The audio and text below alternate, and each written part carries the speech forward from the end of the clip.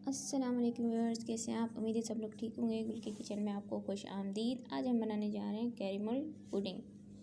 آپ نے بہت دفعہ بنائی ہوگی لیکن یہ ریسپی نہیں بنائی ہوگی، ایک دفعہ ضرور ٹرائی کیجیے گا، اس کے بعد مجھے بتائیے گا کہ کیسی بنی ہے۔ چلیں بڑھتے ہیں ریسپی کی طرف۔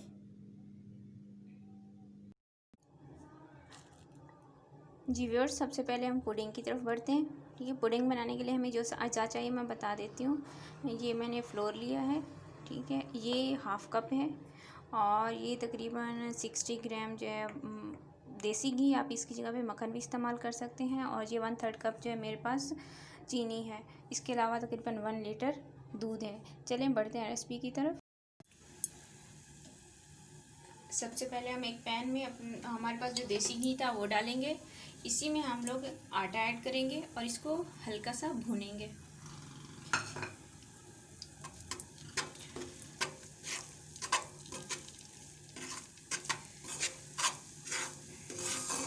زیادہ نہیں بھوننا آپ نے۔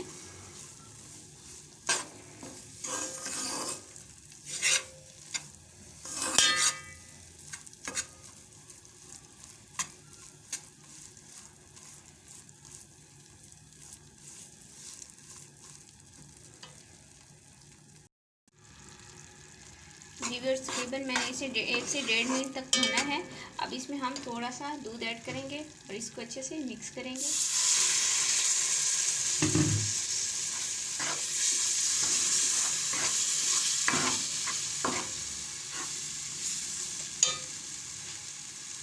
پھر تھوڑا سا دودھ ایڈ کریں گے۔ آپ نے دودھ ایک دم سے ایڈ نہیں کرنا، بیسیکلی آپ نے ان گٹھلیوں کو جو ہے نا توڑنا ہے۔ اس طرح آپ لوگوں نے گریجولی دودھ ڈالنا ہے اور پھر مکس کرنا ہے یہاں تک کہ آہستہ آہستہ سارا دودھ اچھے سے مکس ہو جائے، اور یہ جو جتنی بھی گٹھلیاں نظر آ رہی ہیں یہ بالکل بھی نظر نہ آئے۔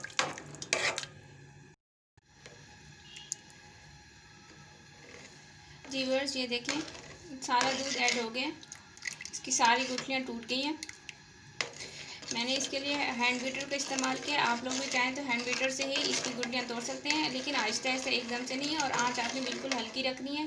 اسی میں نے 1/4 ٹی اسپون ونیلا ایسنس ڈالا ہے، اس کے علاوہ چینی بھی ایڈ کر دی ہے۔ اب اسے ہم لوگ ٹھیک ہونے تک پکائیں گے۔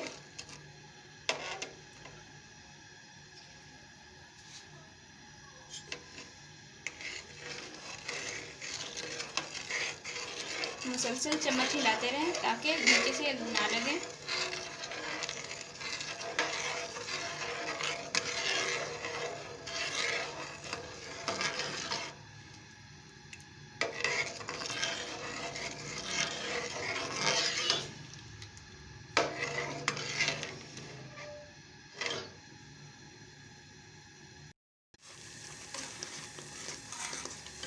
ویورز، ہماری پوڈنگ جو ہے تقریباً تیار ہو چکی ہے، یہ دیکھیں کتنی ٹھیک ہے۔ اس کو مسلسل آپ نے چلاتے رہنا ہے۔ اگر آپ اس کو چلانا چھوڑ دیں گے، چمچ چلانا، تو پھر کیا ہوگا کہ یہ نیچے سے چپک جائے گی اور ٹیسٹ میں بہت فرق آ جائے گا۔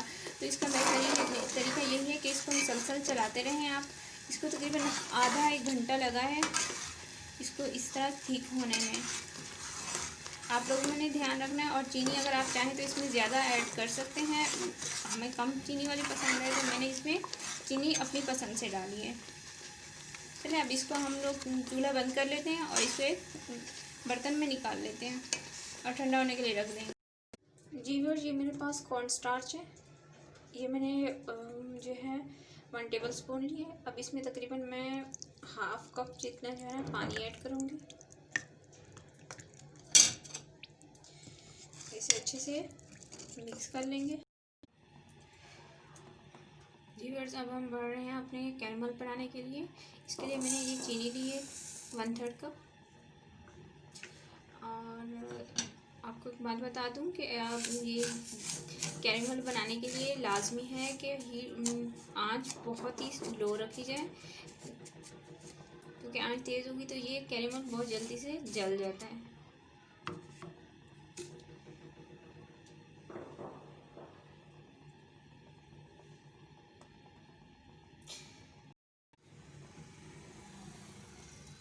ویورز دیکھیں ہماری کیرمل بن رہی ہے، کتنی اچھی سے بن رہی ہے۔ انہیں بہت احتیاط سے بنانی ہے تاکہ یہ جل نہ جائے.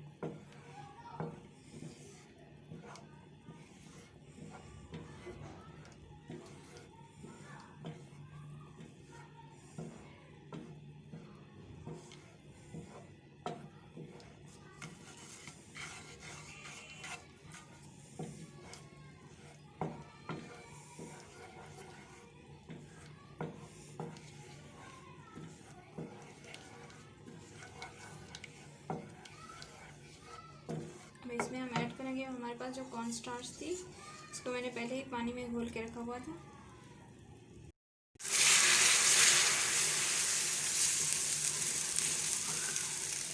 دیکھیے کتنی اچھی سی بنی ہے.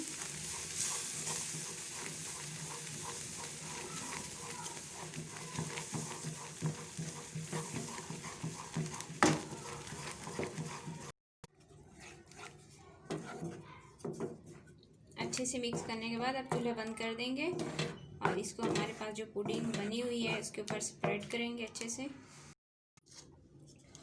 اب اس کو ہم نے اسی پوڈنگ کے اوپر اچھے سے اسپریڈ کر دینا ہے.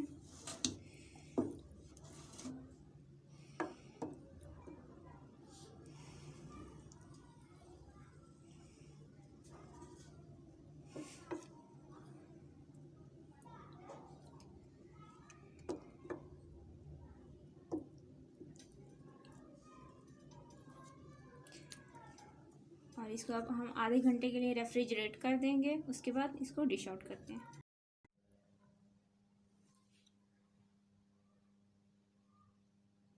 جیورز ہماری پوڈنگ تیار ہو چکی ہے. آپ دیکھ سکتے ہیں کتنی مزے کی لگ رہی ہے. دکھنے میں بہت اچھی لگ رہی ہے اور ٹیسٹ میں بھی بہت اچھی ہے. ایک دفعہ ضرور ٹرائی کیجیے گا اور مجھے اپنی دعاؤں میں یاد رکھیے گا.